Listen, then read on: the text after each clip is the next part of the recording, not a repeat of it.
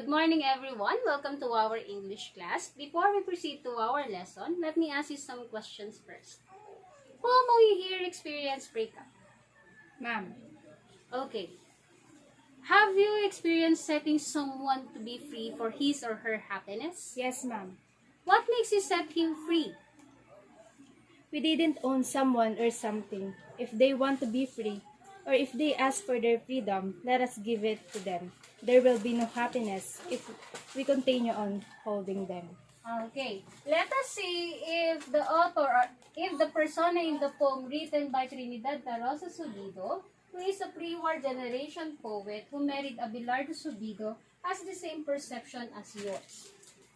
I will give you 3 minutes to read the poem silently. Are you done reading? Yes, ma'am. Okay, let me read the poem aloud so you will feel the emotion more. You shall be free.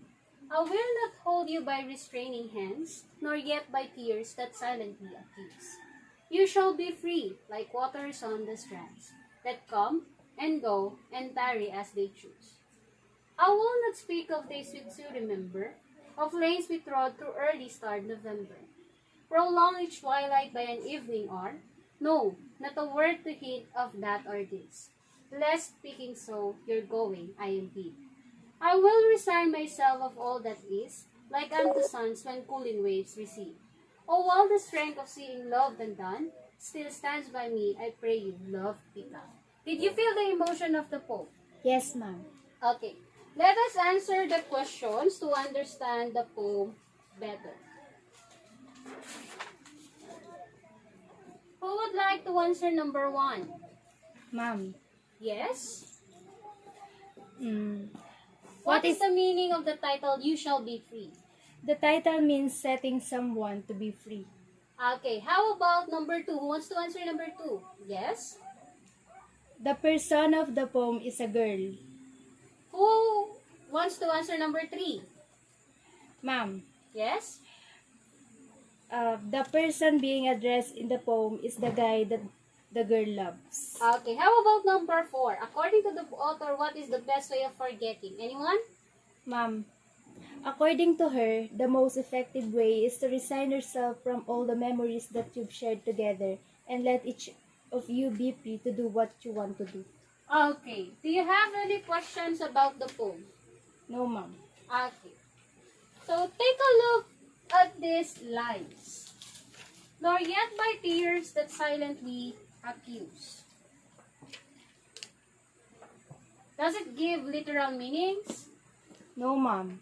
How about, you shall be free like waters on the strands, that come and go and tarry as they choose. Does it give literal meanings? No, ma'am. How about this one? I will not speak of days which you remember, of lanes we trod through early starred November. Does it give literal meanings to you? No, ma'am. And lastly, how about I will resign of all that is, like unto suns when cooling waves recede. Does it give literal meanings? No, ma'am. Okay. Do you know what do we call those phrases or sentences that do not give literal meanings? No, ma'am. Those words or phrases are called figures of speech. Now, everybody read what a figure of speech is. Figure of speech allows readers to visualize an object or idea described by writer.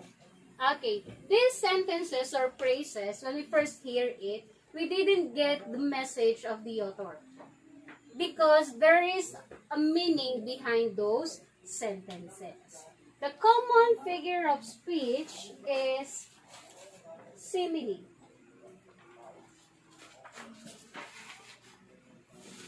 Everybody like what is simile? Simile compares two unlike objects through the use of as and like. Example? Christine walks like a penguin. Okay.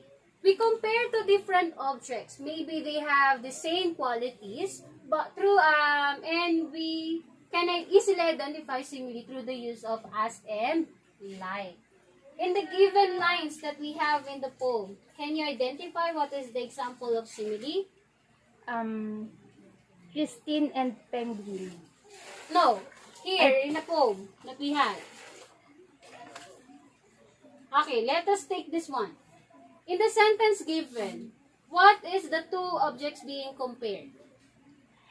Christine and Penguin. Okay, they are compared in terms of how they walk. In the given lines of the poem, do you see any example of simile? You shall be free like waters on the strands that come and go and tarry as they choose. Okay. If they, how do you think it is an example of simile? Choose the guy. She compares the guy to the waters on the strands. Okay, It is simile because, as the definition states, we can identify it with the words as and like. okay. Do you see any other example? No, ma'am. How about this one? I will resign myself of all that is, like unto suns when cooling waves recede. He compares herself to the suns in the beach, whatever it is, or wherever it is, when cooling waves recede. Can you give your own example of simile? Janice shines like a diamond. How it became a simile? Janice and diamond are being compared using the word like. Okay, very good. Any question about simile? None, ma'am. Okay, the second common figure of speech is metaphor. Everybody read what a metaphor is. Metaphor compares two unlike objects without the use of like or as. Okay, and metaphor is the contradiction of simile. If in simile we use as and like, in metaphor we didn't use those words and it is directly compared.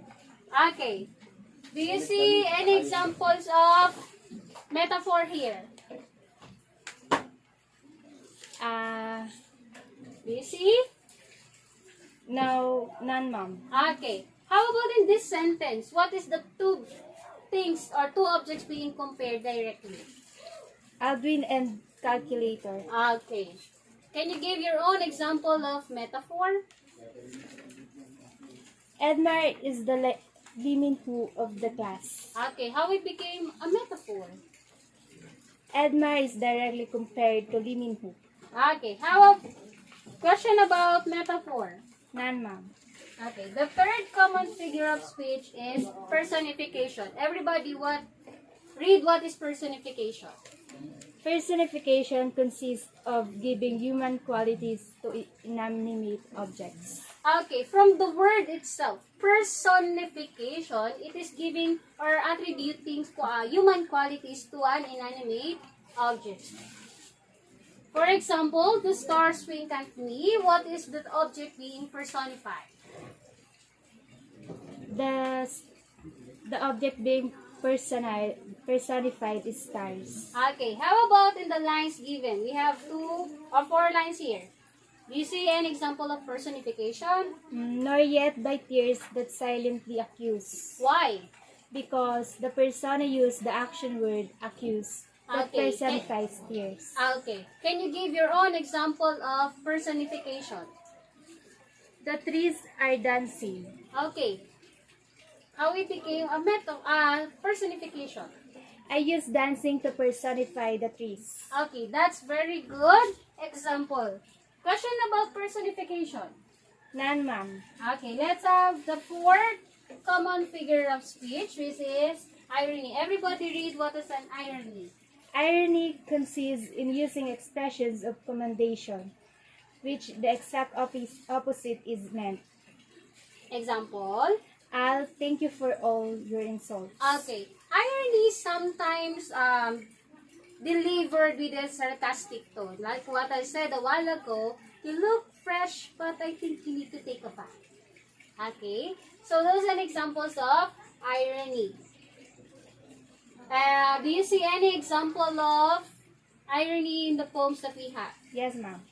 And what is it? I will not speak of days sweet to remember, of lanes we trod through each sun and shower, of twilight rays through early starred November, prolonged each twilight by an evening hour. Okay, very good. Now, how it became an irony? She said that she would not speak of days sweet to remember, but in the preceding line she states it still. Okay. Can you give your own example of irony? She is a surgeon afraid of blood. Why became an irony? Surgeons must be or must not be afraid of blood because they're supposed to see it. Okay. Do you have any questions about figures of speech? None, ma'am. Okay. Let us divide the class into two. This will be the group 1 and this will be the group 2. All you need to do is to identify the given examples of figures of speech. The group the 3 points will be declared as the winners. Congratulations! Again, what are the 4 common figure of speech? Simile, irony, metaphor, and personification. Okay.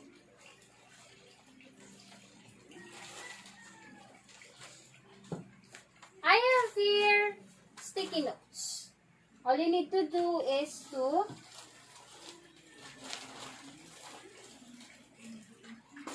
give examples of the 4 common figure of speech to describe the following. First will be yourself. You're going to use simile.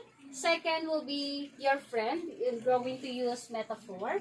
Third will be your gadget. And you will use personification. And then fourth, it will be your classmate. And you will use an irony. Okay? Everybody, pass your paper. Okay. Now, get 1/4 sheet of paper and answer the following activities.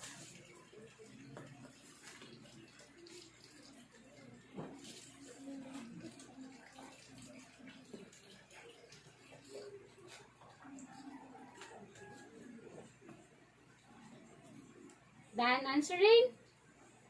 Yes, ma'am. Okay. Let us check. Who got 10? Ma'am. 9, 8, 7. 6 or below? None, ma'am. Okay, very good. Now, that will be our lesson for today, the common figure of speech.